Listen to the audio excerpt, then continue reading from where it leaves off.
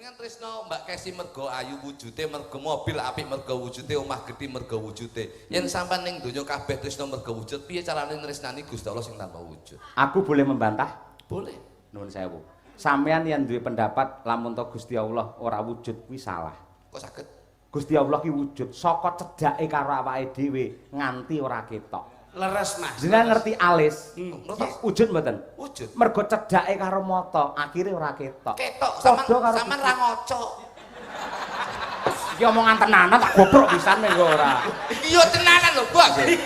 Aku dowo. Dadi Gusti Allah ki nyiptake kabeh cedhak karo mripat, mergo apa? Awake dhewe kudu iso ngaca sapa sejatine awake dhewe. Nah, jatine awake dhewe sejatine Ora paham jenengan iku. Gusti Allah iki saka cedhake karo titahe, karo makhluke nganti kaya-kaya ora ketok. Apa-apa yang terlalu dekat sok-sok ora ketok. Ning secara batin ya kita meyakini bahwa Allah yang kita sembah. Tapi nyapa sing manisane bojone semergo ayu?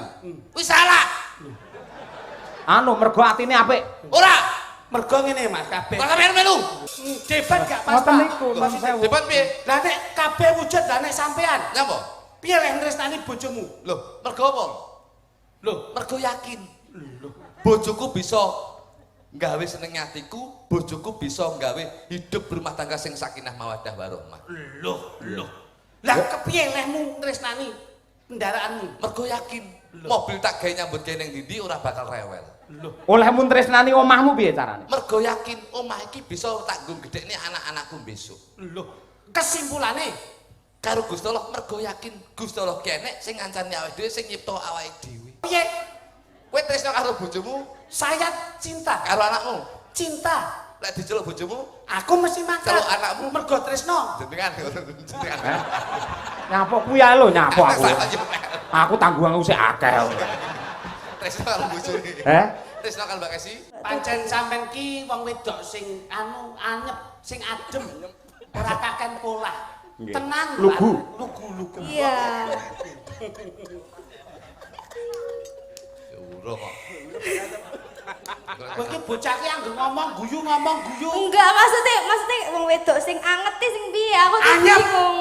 Anyep kowe kita ayu kopon.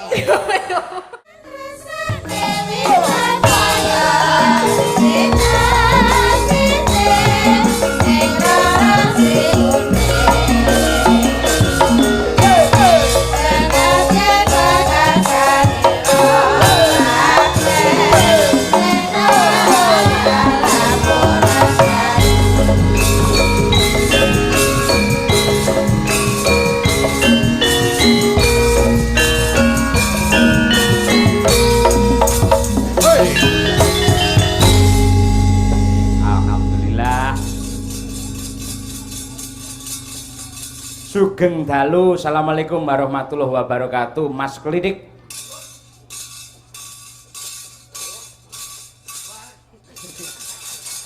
Bisa apa ora? Saged. Nggih, biasane iki bintang tamu nggo mic dhewe kok nyilih. Pangapunten kadol. Kadol. Nggih. Larise kaya ngono iso kadol. Kadol dijolke sing apik ning dereng dugi. Oh, Limited edition saking luar negeri. mereke napa? Sennheiser. Non? Lah, panjenengan mboten pirsa. Ora apa mereke? Sennheiser. Sennheiser. Lah nggih. Oh, Sennheiser ora. Ilat Jawa kok, Mas. Oh iya. Alhamdulillah, waalaikumsalam warahmatullahi wabarakatuh, Mas Cahyo. Nggih. Alhamdulillah, saderengipun kula panjenengan Gojek. Nggih. Langkung kula ngaturaken sugeng dalu. Nggih. Bekti kula kunjuk kagem beliau Bapak Lurah. Nggih, Pak Lukman. Sedaya warga masyarakat Bedikilen wonten Bungkal Ponorogo. Leres. Alhamdulillah wa syukurillah barokahullah. Dalu niki kula saged balik wonten ing desa piyambak. Tegese piye kuwi? Ngriki pun kaya dulur kok, Mas. Nggih. Saben-saben kula suwan mriki nggih teng Bedi kula mriki. Ngaten. Alhamdulillah. Nggih. Kula panjenengan saged makem pasareng Nggih. pikantuk amanah mandat saking Mbah Lurah Lukman Nggih. supados dalu niki nderek-nderek mujudaken syukur kersanipun Gusti ingkang Maha Agung. Nggih. Dalu niki Bapak Lurah Lukman niatipun ngentekke ragat pados nikmat kersanipun tebih saking laknat insyaallah sedaya pikantuk slamet donya akhirat. Amin ya rabbal Teh alamin. masyaallah Mas Cahyo. Pripun? Piyayi Ponorogo penyan pirsani. Nggih. Saya itu selalu di mana saya main, Nggih. mulai dari Jawa Tengah, Jawa Timur, luar pulau, Nggih. luar negeri. Ini yang menjadi catatan dan kebanggaan saya sebagai masyarakat Ponorogo. Sebabe Sebabipun menapa? Tidak ada yang lebih hebat dari masyarakat Ponorogo. Yang selalu menanamkan duduk sama rendah, berdiri sama tinggi, Nggih. gumolong nyawiji, guyub rukun kekompakanipun, menika saged dipun wastani masyarakat Ponorogo yang menanamkan persatuan dan kesatuan. tepuk tangan untuk penonton Ponorogo luar Iya, biasa. Jobi. Jenengane ngibarate kaya kebo sapi mulih ning kandang. Saestu Dan mula lah mriki to. Nggih. Mula dalu niki kula sampun menyampaikan ke Pak Lurah. Nggih. Kula mboten sah dibayar Mbak Lurah. Mergo iki ya Wong niki kok omah dhewe kok. Nggih, Ning kula kula ken wehne niki. Nah. Ngoten. padha wae. Loh, nek sing dibayari niki senes kula, Mas. Ngoten. Lek pamane niku dibayar, kula sing mboten cocok. Lah sebabipun Niki wae jenengan minggah Nggih. kalih Mas jenengan kula Leres, to. leres. Sing ngomongan lak mung kula kalih jenengan tok. Lah itu yang menjadi komunikasi. Lah nggih mongko wong sing omong ngeten iki biasane lak jer basuki mawa biya. Nggih. Mergo kakean omong, kakean ngendika akeh bab-bab sing disampaikan akhirnya awake dhewe rezekine akeh. Leres alhamdulillah. Kok iso kok limpahne ning masmu ki piye? Saman kira ngerti pepatah. Apa? Saman tahu mireng mboten? Diam adalah emas. Diam adalah Emas. Lah terus? Emas ki regane larang nang mboten? larang. Lah iya, mlane kula menang regane larang. Apa awakmu iki emas? Rumah samu dapurmu kaya gemuk emas iki lho. Lah iya emas sing digemuki. Ngoten niku mbok ngerteni wong dalu niki awake dhewe nderekke Mas Cahyo. Iya, iya, iya. Sowan ana piyayi mbedi kulon radi mriki sampean. Iya. Acaranya napa? Sunatan. Sunate sinten? Sunatane Pak Lukman. Loh. Kowe tak tuwonyo tenan lho kok iso sunate Pak Lukman ki. Kowe iki ra paham malah kowe iki yo. Loh, ya jelas paham wong beliau sama bapak sendiri kok. Pak Lukman ki dina iki sunat. Nggih. Mergo apa aku ngarani sunat? Sebabipun Sunat ki saka tembung syukur karo nadar. Masya Allah. Syukur marang Gusti Kang Arya Jagat Gusti Allah Subhanahu wa taala. Nadare apa mergo anake wis disunat, nadare begini nanggap wayang dan ternyata alhamdulillah malam hari ini bisa terlaksana. Dadi Mbah Lurah Lukman ki sunat ki syukur lan nadar. Syukure wis karo sembadan, nadare ya wis kasembadan. Masya Allah, jane ya iso omong ngeten ngoten lho. Nggih, bathok bolusi madu niku. Wah, lah niki bathok bolusi telek, Pak. Kok bentuke kaya ngeten kok iso. Ngene mboten? Leres. Dadi Pak Lukman ing dalu menika sunat, Pak. Masya Allah. Senajan to sing ditetak iki mung anake. Mas Hafid, Mas Hafid, tetak ki apa? tetak ki saka tembung teki teko kadewasane, alhamdulillah dadi anak sing wis ditetak wis teko kadewasane. Masya Allah. Bosok dandanane rada bening rada apik, omongane melu apik Mas. Sing Bening. apik apane? Loh, Bening. klambine to. Klambi gundulmu bareng mbok wae klambi rupane malah kaya juragan ndok asin aku. Wis ketok cerah to kok iso. Cerah gundul. Bareng aku ning jeding iki lho. Nggih. Kowe ro klosete. Pripun? Rupane yo klambiku iki lho. Ayo disyukuri kok iso. Iya. Bangsane. Dadi ki tekan. Tekan wis tekan kadewasane Mas Hafid insyaallah dadi anak sing dewasa. Amin. Insyaallah anak sing dewasa iki besok bakal nyenengke wong tuwa kekarone, Pak. Alhamdulillah. Takipun apa? Tak akan sulit. Titenono anak klek wis iso nyenengne wong tuane, insyaallah hidupnya tidak akan sulit. Apa yang dicita-citakan insyaallah bakal diijabahi dening Gusti Allah Subhanahu wa taala. Masya Allah. Kuncine iki wong tuwa, Mas Cahyo. Nggih. Lho nggih lho. Mergo napa? Lho iya lho, Bos. Sebabnya Mas. Wong tua ki lek mbok seneng nih, apa sing mbok sedya bakal kasembadan. Kuwi tenan apa ora? Lho iya. Wah, omonganmu koyo wong-wong tenan-tenano ae. Iki dienggo anak-anak saiki. Kadang-kadang bocah-bocah saiki orang ngerti basa surga di telapak kaki ibu. Nah, kuwi. Itu sudah dari dulu ada, Mas. Ngono lho. Lah iya. Dadi kudu mulyane nyeneng wong tua. mulyane wong tua, besok uripmu bakal luwih mulya. Niki lho, Betul, Mas. betul Niki lho. terus niku. Mulyake wong tua berarti luwih mulya. Iya. Bisa taruna lan iso ngungkuli bapa. Lah kuwi kata-kata sing salah. Lho. Piye to ki kok salah ki lho? Nek ndi-ndi ngendikane para sepuh ngono kuwi. Pripun? Sing jenenge taruna ngungkuli bapa tegese anake sing apik ya kudu iso ngluwi wong tuane. Kuwi kata-kata sing salah Mas Ayo. Lho.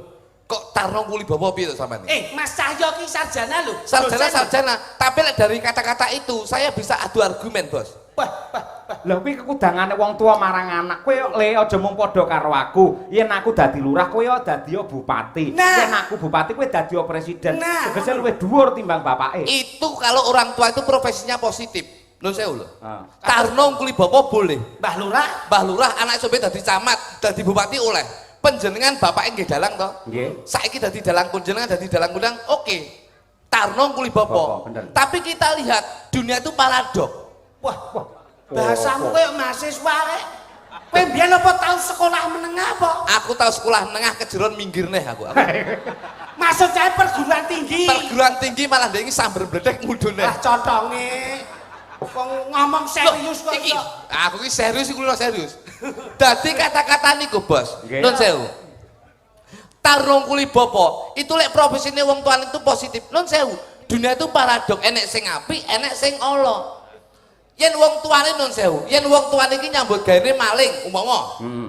Napa jenengan badhe ngendikan Tarno Kuli Bapa? Ya aja to, mosok Loh, bapake sewu. maling kono bose maling ya aja. Lah nggih, berarti kan salah niku. Oh iya salah. Kene mboten? Bapake maling, le kowe kudu bisa Tarno Kuli Bapa. Kudu bisa ngluwi bapak. Bapak sedina iso maling TV 5. Kowe besok kudu bisa maling kulkas 8. Apa mungkin? Nggih mboten? Oh salah kuwi. Salah. Sing muni Tarno Kuli Bapa iki lak adikmu mau pertama. Jenenge lak yo melu-melu. Aku gur nguatne aku ukuran iki. Tapi kan salah. Iya salah. Kuwi lek wong lanang, lek wong wedok nun sewu. Piye? Delah ki ibuke nyambut gene open BO. Nggih. Ya ora? Apa kuwi lho? BO ya apa? Open BO. Apa kuwi? Wanita panggilan. Oh, diceluk kon nyinden nembang ngono. Kok kok nyinden nyambut jane iki. Ya Cah nakal. diceluk, ditanggap karo Pak Lukman nyinden. Cah nakal lho, cah nakal. Oh, kuwi berarti bocah ngelintis nakal. Oh senengane gelut padha wedoke. Mukari. Oh, iya. Pekerja malam. Penyanyi dangdut. Penyanyi dari dasmu ya. Open BO. Lah iya. Begengek. Meksa dicethake ora. Lah ra jelas kok jenengan kok. Aja rusuh-rusuh to. Lho ora rusuh, tapi kan ora mudeng. Nggih. Umpama nyambut gene mboke open BO anak wedok. Napa mungkin Tarno Kuli Bapa? Nggih. Ya aja no. Lah nggih. Berarti kata-kata niku salah, Bos. Ingkang Aja Tarno Kuli Bapa. Sing Muga-muga bisa taruna bekti karo wong tuwa lan bisa ngerti karo nusa bangsa lan agama. Masya Allah, ya hebat lho, penemune Nggih, apik. nggih. Loh, Tak garis bawahi. Tegese padha karo dadi anak bisa mikul dhuwur mendem jero karo wong tuwa. Iki lho Mas, Ngono kuwi, padha karo kuwi. Bapak kuwi tak pendem enek 6 meter metu neh apa? Aku ki Lah ngene lho. kejeron le. Kejeron. Angel Iki iki, malah Pak. nyumber, Bapak. Masya Allah. Ngene iki Nur Sewu. Iki seniman ki yang mengedukasikan bahasa ngono lho. Lho tapi yo salah aja mendem jero. Lho kepiye? Kok mikul dhuwur tak dekek ning dhuwur ning pas nusa pas gesang nggih. Tak dekek ning dhuwur, Terus? tak kene pagupon. Tak dekek ning gone dhuwure wit klopo, malah ngesu pangan codot bendina. Maksudnya di penjen jelas. Ngeten lho, mikul dhuwur iki tegese jasa-jasa dari orang tua ini kita lestarikan sebagai Betul. anak, ayo dilestarikan. Amanah. Amanahe Ngono lho, ngono kuwi. titipan. Mbah Din- Lurah itu ah. punya titipan, punya amanah, piye leng gula wentah kang putra. Jadi tongkat estafetnya itu selalu disalurkan. Pada anaknya. Nah, ngono. Lah mendem jero ki tegese pamane wong tua duwe bab sing ala ora apik kaya maling dan sebagainya. Kuwi kudu diilangi, aja dirembuk, aja dirasani ning bisa menampilkan prestasi yang luar biasa walaupun anak seorang maling namun menjadi generasi yang handal, hebat, mampu mengangkat harkat martabat Indonesia. Iki lho, maksudku ini iki lho, rada cerdas sithik ngono lho. Omongane kok tetes kita kuwi melu demo ndek iki sampean. Ngawur bae. Wong ki aja sok nyalahke lambe lho. Aja nyalahke lambe. Wong kuwi ajening diri gumantung saka lati. Lati. Mula saiki iki mulutmu harimaumu. Kuwi mbiyen. Loh, Mulutmu harimau ki mbiyen, tapi sekarang itu bukan mulutmu, lah napa? tapi jarimu itu adalah harimaumu. Lah kok saged? Kowe ngantek ngetik salah, nggih story kleru, kowe dipenjara kowe. Loh, memprovokasi. Memprovokasi. Ayo tukang infrastruktur ayo. Ora celelekan lho. Memopo. Memprovokasi. Iki mesti banyak kok Mas. Iya. Aku ki serius Mas. Mbah Lurah Lukman tuh kenapa memberikan satu sudut positif kepada Mas Cahyo? Mbah Lurah ki 3 periode. Nah, Bener aku yang ngerti. Tidak ada rival, tidak ada lawan. betul. Renek tandingane. Ini bisa dinamakan bahwasanya Mbah Lurah ini menjadi pejabat yang dekat dengan masyarakat. Akhirnya masyarakat memilih pejabat yang hebat seperti Mbah Lukman menika. Ini Betul. loh Mas. Lho Ini niki, loh. contoh lho Pak. Contoh niki 3 periode. Ah. Iki wis termasuk bapak kepala desa sing ora gemen-gemen. Berarti secara dasar ilmu intelijensi yang tinggi, berarti itu sudah dipegang Mas. Secara IQ, EQ, SQ-nya ada. Betul. Nggih. Ngono. Tegese iso mbangun kae lho, babakan dalan, terus babakan fasilitas umum jenenge apa nek? Infrastruktur. Lah ya kuwi. Niku. Asem iki Medyon dhewe iki Pak Boge. 3 periode. Iya Pak, ini dikatakan bisa mencerdaskan masyarakat. Leres, nggih. Mula harus cerdas sampean barang. Karena amanah ki angel Mas, ngono lho. Iya iya wis to. Aku wis oke aku wis to, Pak. Makanya beliau 3 periode berarti kuwi digugu. Anggone leh ngendikan digugu, anggone leh tindak tanduke ya digugu. Leres. Mula manusia itu dilihat dari perilakunya masing-masing. Awakmu, iso kaya Mbak Lurah ngono kuwi. Nyapong jat aku dadi dagelan kok. Loh. Piye ta ki? Loh, cita-cita setinggi langit tuh boleh. Aja dur-dur sampluk pesawat malah bongkol kowe. Mas, Gusti Allah niku sampun ngodrate piyambak-piyambak. Nggih. Wong kuwi mesti duwe gegayuhan. Piyayi sakmeniki ya ora mungkin ana sing duwe kepengin kepenak uripe, mulya, penak apa leh ngopeni keluargane. Semua cita-cita itu terkopi di dalam hati. Ngono lho. Kowe dadi wong apa kowe? Loh, jadi orang penting pejabat. Nek wis dadi pejabat, Ayo memakmurkan masyarakat. lek wis masyarakat makmur, Makmur ya terus karek kesejahteraan. lek wis sejahtera, Fasilitas umum untuk masyarakat. Apa kuwi fasilitasnya? ngene tak Loh, omongi. kebutuhannya oke to, Mas? Iya. Oke, kok fasilitas barang. Dele iki. Ngene, iki mumpung lek kene. Iya. Fasilitas. Lah pembangunan jalan barang ngono itu. Tak dudohi kowe. Wong ki penak, mulya, ki mah rekoso, Bos. Kok sakit ngoten? Tak omongi, kowe pengen dadi wong piye? Nggih, paling mboten kados Mbah Lurah. Wong sing Nggih, wong sing paling tidak lengkap menjadi pejabat. pejabat ki lek bener, iki insyaallah bakal bener. Ning kadang-kadang nun sewu, penak ki dadi dagelan. Kok sakit sampean milih ngoten? Metu ngene tabuhi karo gamelan. Ya ora, Sune. tabuhi karo musik. Nggih. Tembangke gamelan-gamelan apa gedhe-gedhe apa. Kowe lek dadi pejabat nun sewu. Kowe tau tumon pejabat mlebu balai desa terus tabuhi walang kekek. Yo ora pas. Nah, ora pas malah nek dadi Praktis. dagelan, ati ki kudu ayem.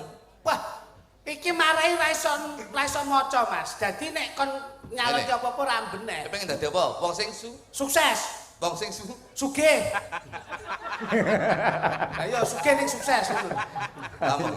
Ngarah-ngarah. Tak ilmu iki ilmu Jawa iki. Ki angel dino saiki. Ngomong.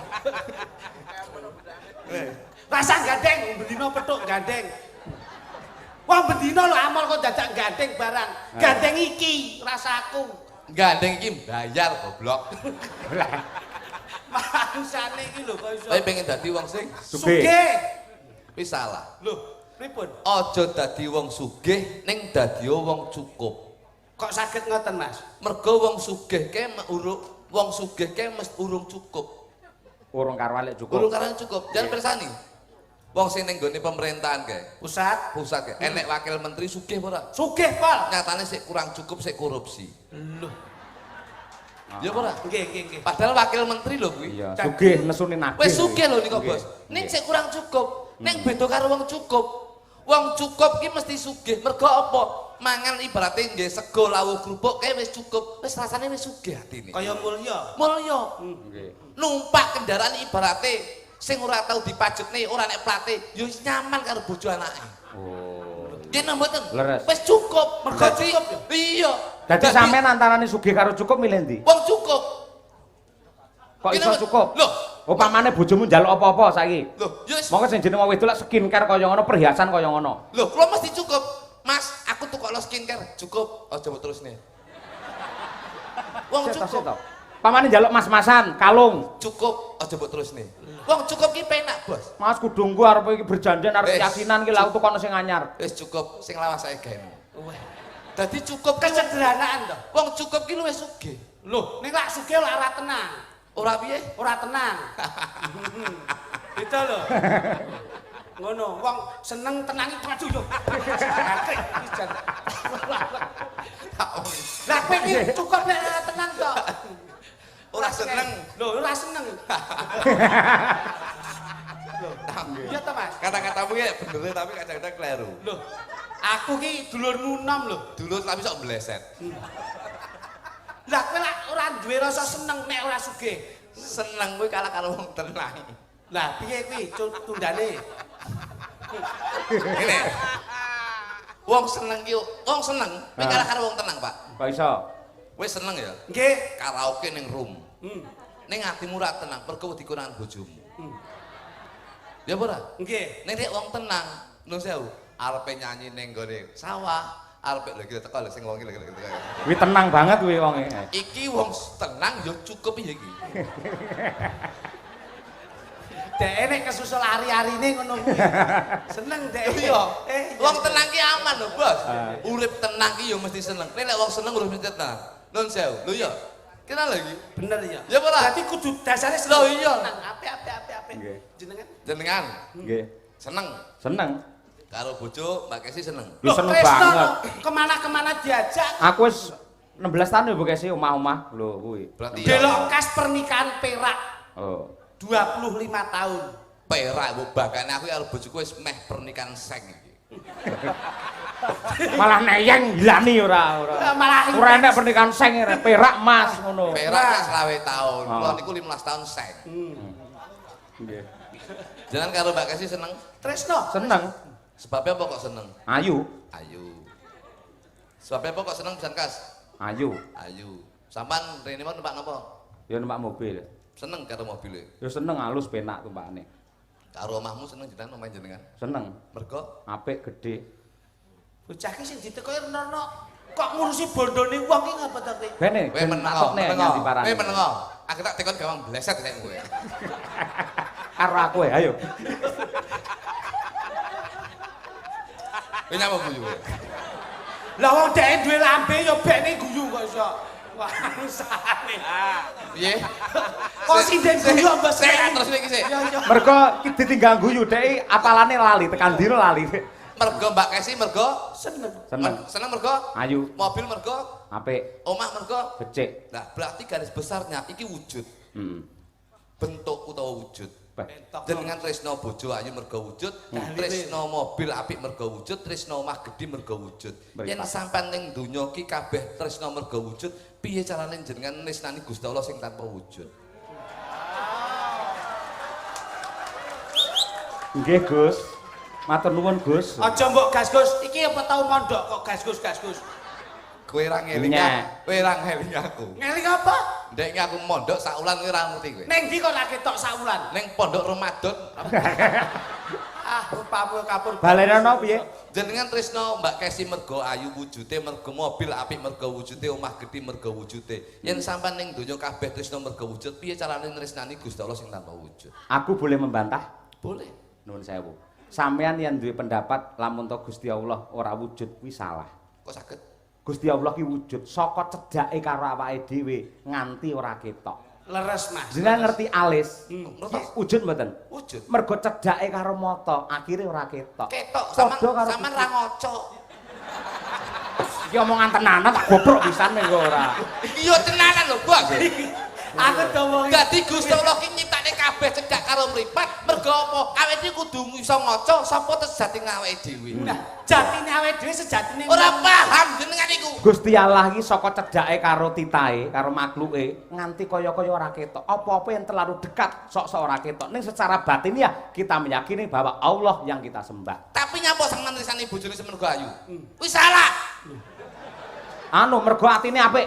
Ora. mergo ngene Mas kabeh. Kok sampeyan melu? Leset terus kowe. Aku mbok gawe enteng bengi iki. Wah. Iki lho tekono. Iya. Sik non pangapunten Gus. Pripun? Kok sampean menekankan Mas Cahyo kok piye carane nresnani Gusti Allah tanpa wujud? Lah nek sampean dhewe wong gelar kudu iso nggulung. Tak gulung. Wong buka kudu iso Nutup. Ada pertanyaan. Pasti ada jawaban. Purwodadi kutane. Sing dadi nyatane. Nganti takoni Mas Cahyo kun tadi ra iso nyauri. Tapuk lambene.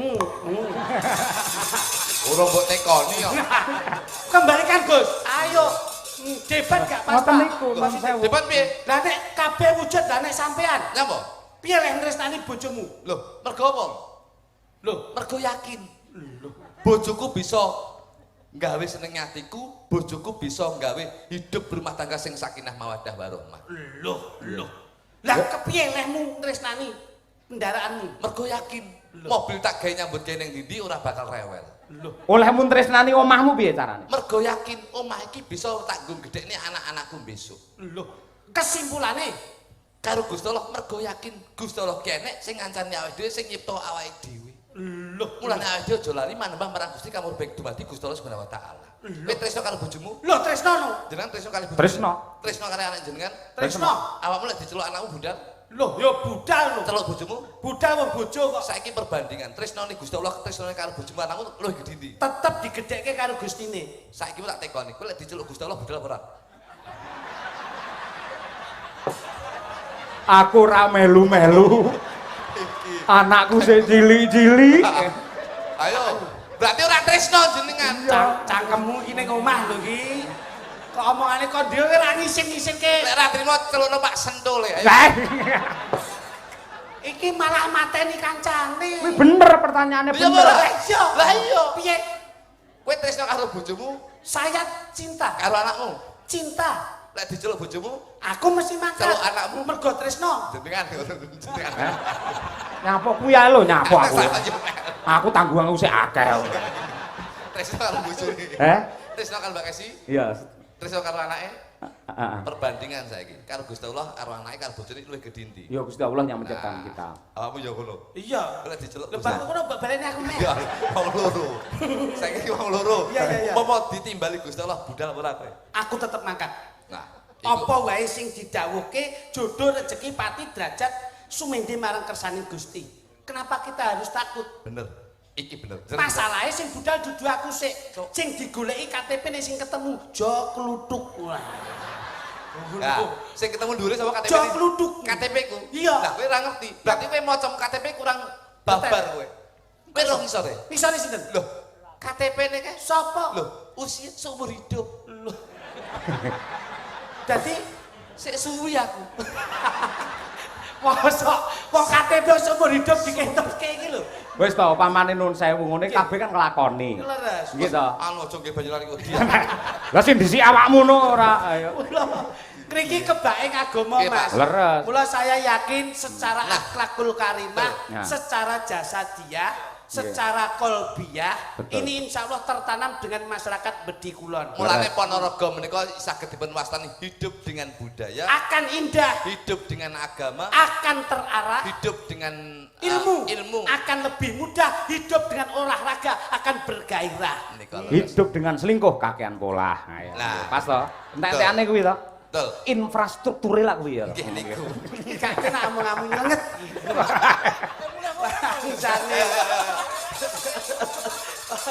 Kesanipun gaduh. Leres. Dalu niki lak memang mengkolaborasi antar panjenengan kalian kula. Nggih, Antar kota dalam provinsi menika pancen. kuwi bis kuwi ngawur. Piyayi Ponorogo kan jemenaki Mas. Nggih, Pak. Nggih. Teng gene dagelan nggih seneng Lakon teng nggih, seneng. lakon ngematke teng gending nggih gatekke. Leres. Mula lumaku ning pagelaran panjenengan kula namung nempel wedal panjenengan kemawon. Siap. Nggih, nggih. Siap. Bener, Pak. Pun. Niki kula maos layang nggih. Siap. Aja, aja. Anu dipun rencangi penjara. Monggo. Mboten penjara.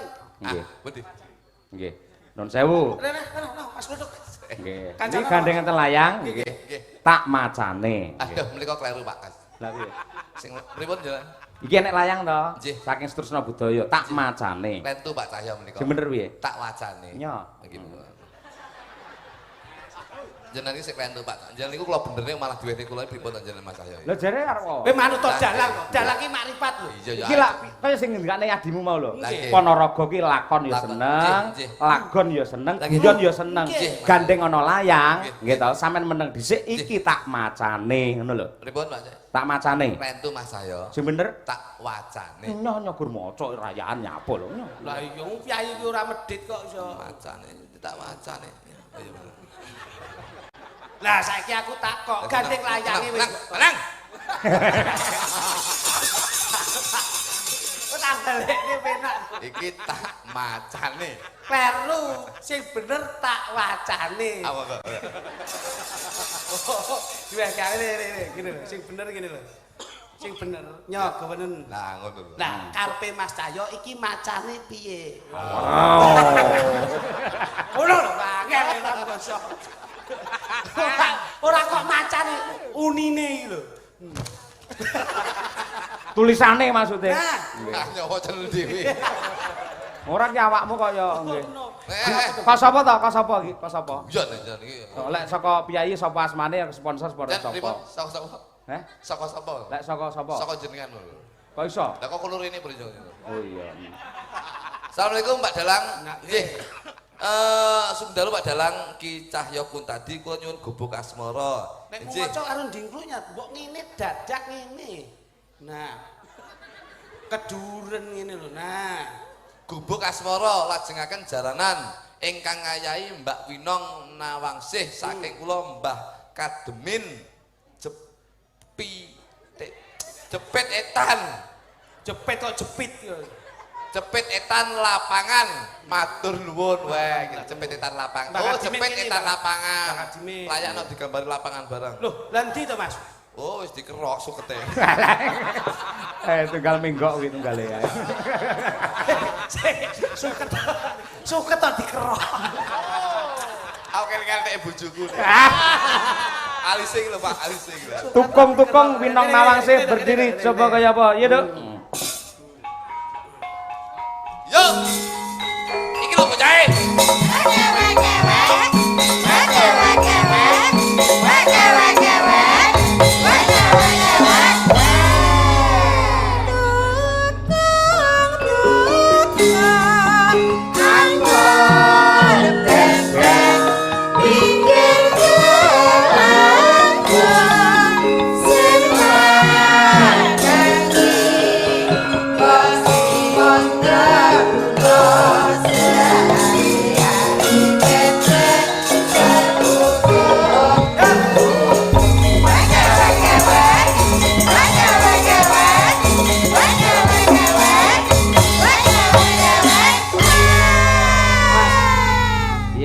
Tembunge swara wek-wek niku napa? Bebek. Bebek. Lah gini kok sampean ora sanggit, Wong digolekke bebek wedok ki sing bebek lanang dan piye ngono. Kuwi lho bebek. Kudune nek wis Kuwi lho bebek. Nggih. Bebek ki lek lanang siji, kuwi wedoke 99. Lho. Wis seneng lek aku dileput ya. Lho. Ya saora-orane nek wis iki apa tembange terakhir ki ya kowe dikepenakke. Oke. Sing terakhir wek-wekmu piye nduk jajal? Aduh. Coba. Sehari yo. Sehari-hari bebek serukung tubuh.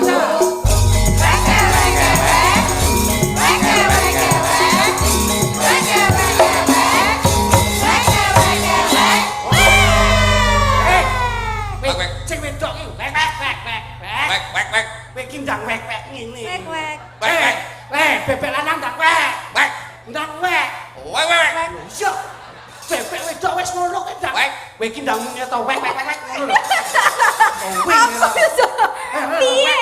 Wek-wek. Wek-wek. Wek-wek. Yo, Wek-wek. Terus bebek lanang ndang wek. Mancik, Terus udul terus kewer.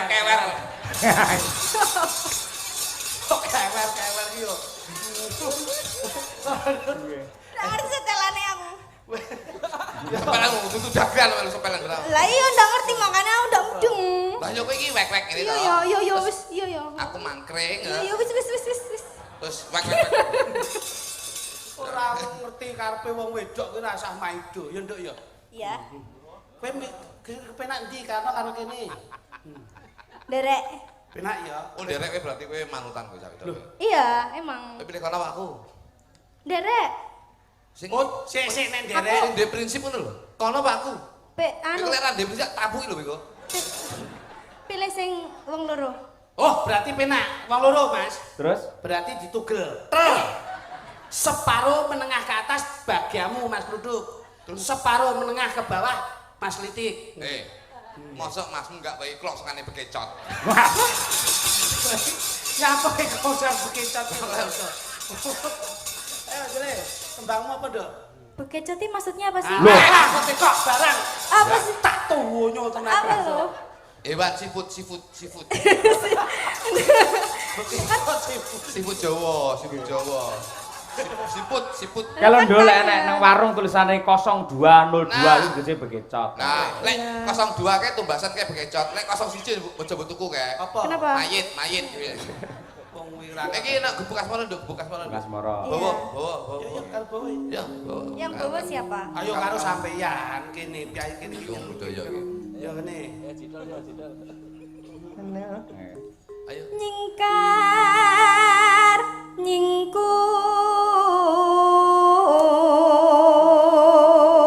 nyingkur. Rada kemayu sithikno ra iso to, Nduk?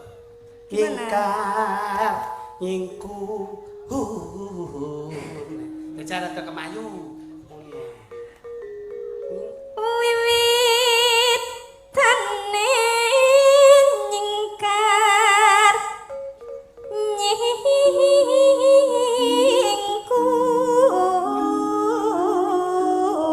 nyingkur. Enggak wangun aku. Yang wangun itu Mbak Tuti. Pancen sampean ki wong wedok sing anyep, sing adem. Ora kaken polah. Nggih. Tenang Lugu. Lugu. Iya. Ya uroh kok. Kowe iki bocah ki anggere ngomong guyu. Enggak maksudnya wong wedok sing anget sing piye aku tuh Anyep. bingung. Anyep kowe kita ayu kopon. Anyep kok anyep. Jadi kamu itu pasif. Oh pasif, iya emang aku tuh ceweknya gengsian. Gengsian aku tuh, jadi harus cowok yang ngejar-ngejar aku nggak mau Oh, kalau. berarti kamu tipe wanita yang jinak-jinak merpati. Gimana itu? Cedeking Pokoknya- ados, Oh cedeking betul ados. kayak gitu aku ya kayak Kowe nek gitu. nggon peteng dekem berarti kamu itu siapa? Dekem neleki cengelmu kuwi. Oh iso. Iki sing diarani wanita mutahharam. Nggon Apa bojoku tuh? malah wanita mutoh-mutoh. Lah kuwi kuareken lek kuwi ora. Ya. Lingsam yen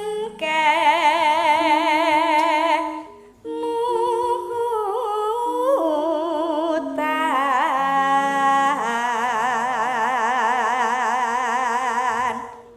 Wis ngrasake sate ayam kene Ponorogo dereng tuh.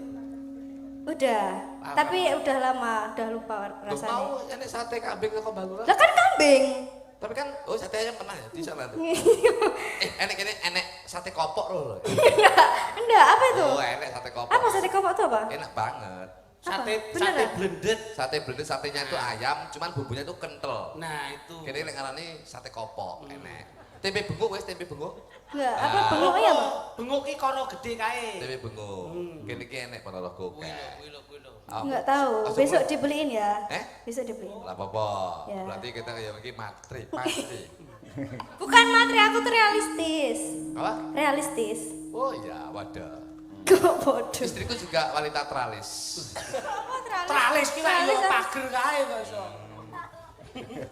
Realistis ki ora ngerti ngono nengkel Ayo, bae. kok aku. Realistis itu sama dengan infrastruktur. Iki senengane Mas Cahyo. Ini lho. Lelampahan kang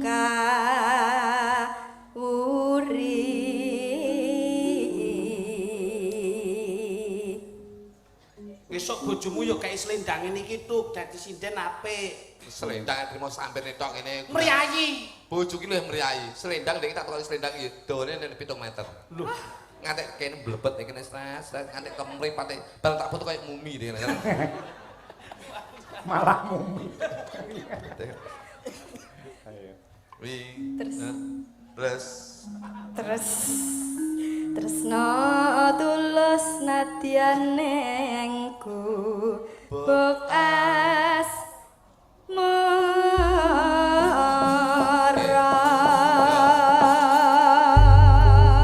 ya. Mas dah. Gebuk asmon. Oke. Ya. Oke, monggo diaturake. Yuk, dados. Yen liwat aku kelingan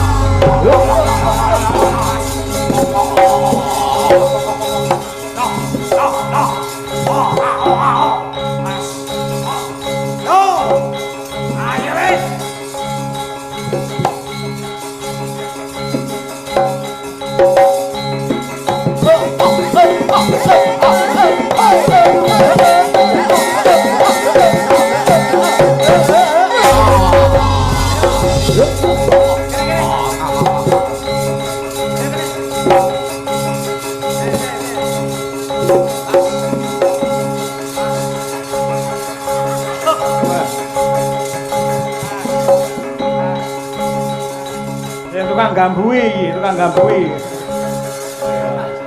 Ben waras, ben waras.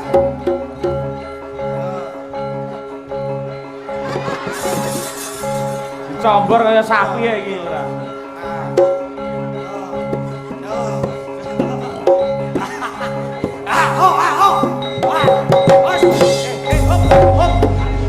Matane kuali lho.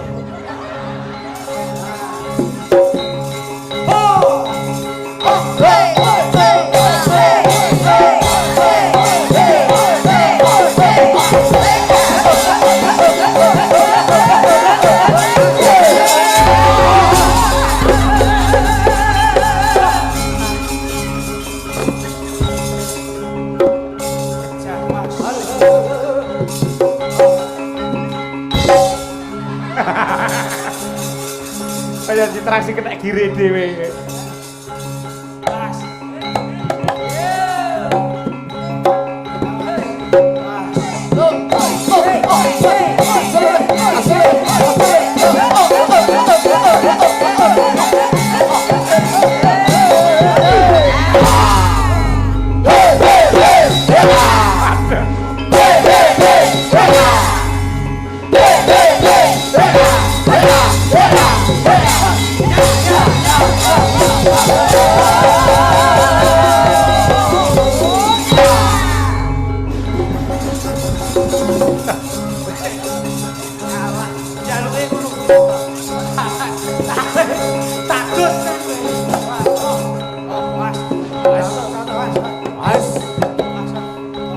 Awas, boleh gen jembar, awas.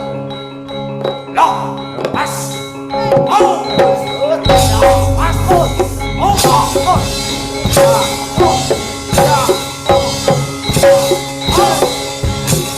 Tepuk tangan, luar biasa. Multi talenta ini. Bapak-bapak, ibu-ibu, sae napa sae? Sae napa sae? Malih napa sampun? Malih. Malih, Mas. Keterima Mas Gluduk kowe, ayo.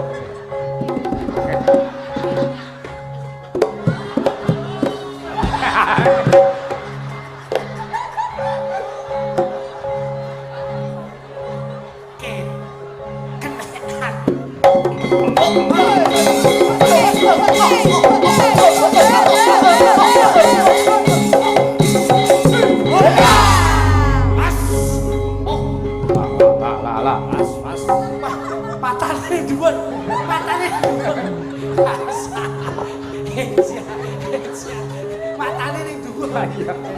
Dadi tenan kuwi. Oh, Mas. Ayo le, awas, awas. Awas. Oke. Oh. Iya.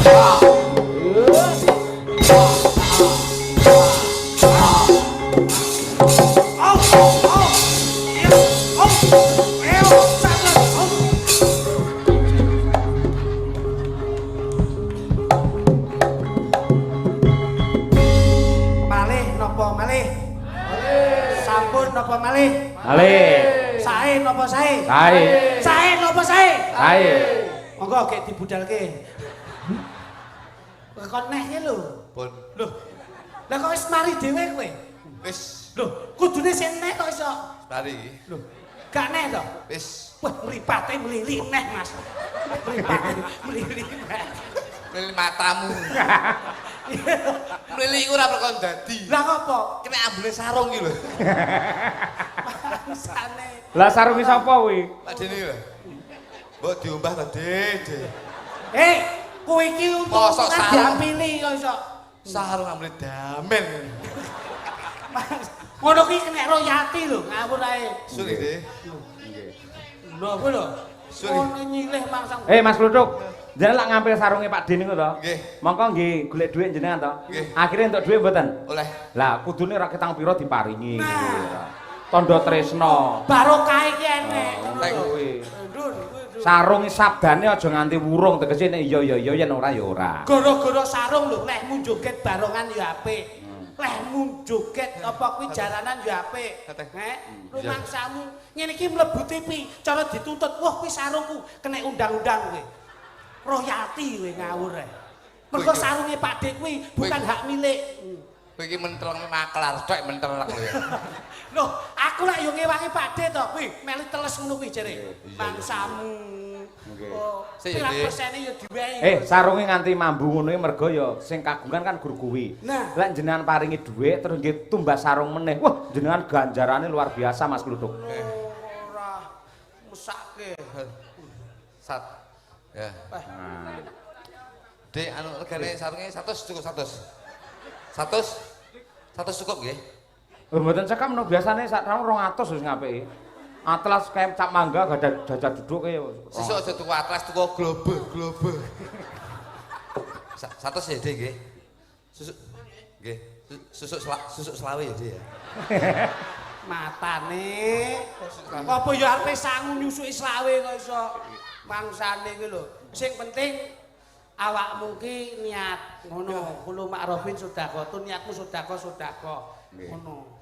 Iki ana nawala Mas, Mas. Nggih. Nuwun sewu, menika benyan waos mawon.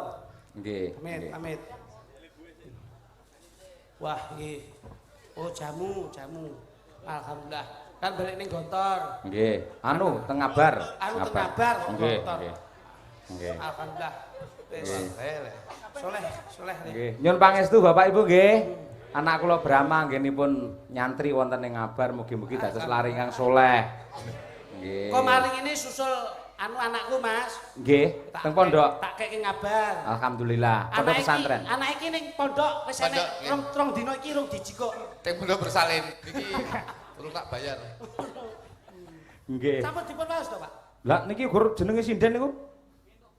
Oh, niki lho, enten jamu niki lho. Oh, jamu. Oh, jamu.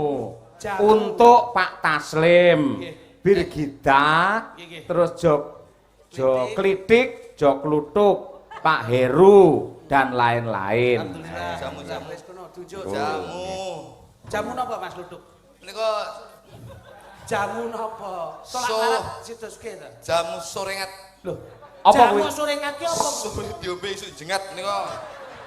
Oh, jengat semangate, Pak. Oh iya, Nggih, nggih. berkibar Oke, semangatnya. oke, siap. Wiro. Menika ugi wonten dawuh saking pepunden kula. Nggih, Siap. nggih. Bapak Mujito ingkang Nah. asta wonten ing Puspomat. Nggih. Ingkang rumiyin nggih nate nimbali kula sak kanca. Nggih. Lah, aku berarti duduk kancamu ra ketok tok. Heh? Aku berarti duduk kancane. Dina dulurku malah Oh, kanca nggih, dulur. Wah, Sak kancan ya. Nderek mirsani saking Jakarta, Kang Mas. Nggih. Salam kagem keluarga Bedi Kulon, Kang Mas. Mara sepah nggih sak lere lapangan panjenengan pentas menika. Wah, Wih nggih. Lare lapangan kene Bedi Wah, Kulon. nggih. Nggih. Ngerti, Pak? Pundi gambar? Heh? Gambare pundi? Wis dikerok. ayo kok tekoki ora mungkin ana ning HP. Nggih. Ngene. Iki uga anak wedok Mboten, nggih. Mbak Nazwa niku Siap, lah. dalem milak saka Bancar Mbungkal Mboten, mriki. Pundi? Iki niku kuliah teng Isi Surakarta Nggih. Jurusan Karawitan. Mas, Nggih. Nggih. Mangke tak aturi nembang lah nggih Nggih, cedakan nggih. nggih. Damel kadonipun Mas Afid ingkang Nggih. dipun tetak. Nggih.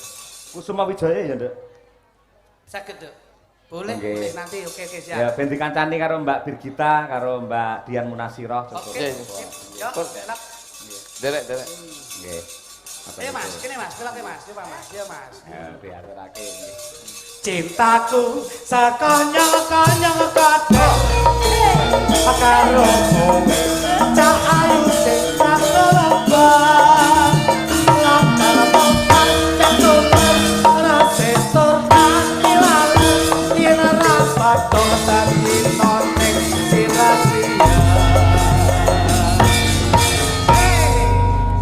londo ana dawuh saka guru sampean nalika SD mbiyen. Dengar saking jenengan nembang saking Bu sapa ki? Yauni. Bu Yauni. Bu Yauni. Nika ingkang ngajari kula maca pertama kali nggih panjenengane. Oh, nggih. Anakku yo ning isi, Mas. Nggih to? Nggih. Isi Surakarta. Oh nggih. Iki Jurusan sing- apa? Jurusan Kelawitan. Oh, nggih to. Nggih lintang Asmara. Tentang Angasmara. lintang Anjasmara ya yo. Mlebet niki Mas Klitik. Wah, Pun, ampun dangu kok. pun, enten Oh. nek rong tahun iki pun DDO menan DDO. Dek dengkulmu kuwi kok iso. Angkatan Aku- kula Pak Yoyo. Ah, angkat iki. Nggih. Ki sing cilik kae wis tak warai budaya. Nika sing cilik dhewe nika kula jak. Oh, budaya tegese ngapa? Joget? Boten. Dagel? Boten. Napa? Bahasa pun kula arahke budaya. Upamane? Alah, wong anak kula nek nyun pipis, kula seneni, Pak. Nek tamu aja ngisi-ngisi ayah terus nyun pipis ngono kuwi. Ya, adik mau nembang ngono. Oh, ben sopan ngono ya. Ben sopan. Oh, nggih. Dek wingi enten piyai saking Bluro nu teng griya. Nggih. Niku mulih kali kakake nggih ngoten. Nggih. Ya, adik mau nembang, ya kono karo mamahmu kono. Oh iya. Heeh. Alus. Tamu kula nu leh ngelembet. Putrane tesih alit kok pun pinter nembang nggih ngeten niku. Kulinane ngeten niku. Berarti anakku sing mare anakmu. Lah ngopo? Aku ndek mulih kok Jombang kok isuk jam 2 yang nembang. Wis bengi. Tak sampluk ya yo. Lah ngopo? Ndok panggil nembang ya. Enggak oleh iki sakit sing turu kok nembang kowe. Berbeki. Nggih berbeki. Nembang ya. Aku ngengkel to. Wis kalem-kalem ning kuping ayah ngono. Lah langsung ngatem tos tos tos. Lah ngono. Lah iki ra teko aku sing kok iso. Akhirnya kok ndasku diuyui. Yo pas. Wong Sirawi Tegalan. Salah paham gimana? Iki lho sing ora gaptek iki kuwi ya. Coba Dok Bir. Asmamu sapa? Dadah. Cah. Sing sapa niki? Najwa. Oke, siap. Diaturke Pemuda Agung saka Bedik Kulon coba. Nggih. Mangga yo Betul bawa, bertiga. Gus. Langsung mawon. Oke, siap. Yo diaturake mangga jajos.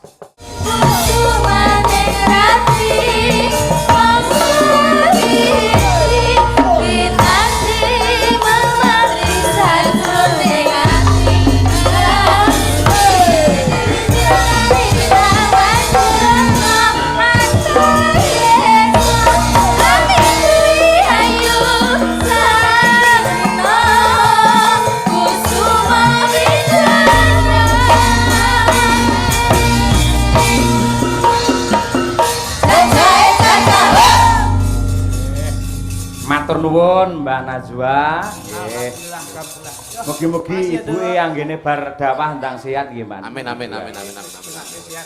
Yo tetembungane wong-wong sing bijak kuwi tetep dugemi, Mas. Pripun? Manfaatkanlah masa sehatmu Leres. sebelum masa sakitmu datang. Betul. Manfaatkanlah masa hidupmu sebelum masa matimu datang. Nggih. Dan manfaatkanlah masa jayamu sebelum masa suramu datang. Leres. Yen wis diparingi panjang umur, awake dhewe patut selalu ucap syukur. Leres. Nah, Doa untuk Mbah Lurah Lukman pripun, Mas? Cik, Klitik? Kang Baku mboten kathah kok, Gus. Nggih. Namung setunggal doa saya untuk beliau, keluarga besar Mbah Lukman.